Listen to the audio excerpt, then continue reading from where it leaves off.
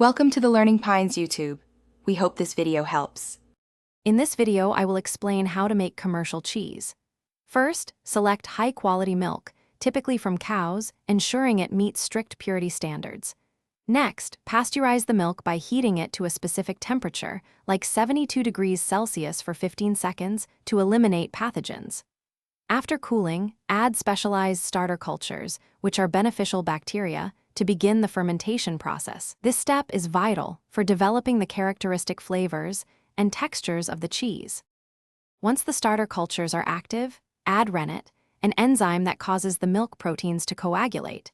This transforms the liquid milk into a solid gel, known as curd, usually within 30 to 60 minutes.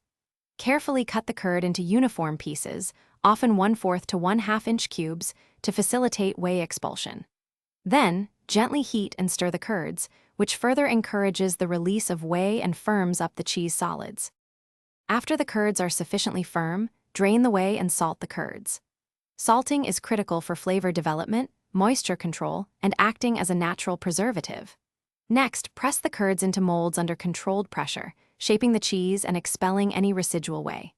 Finally, age the cheese in a controlled environment, often with specific temperature and humidity, for weeks, months, or even years, allowing its unique characteristics to fully develop.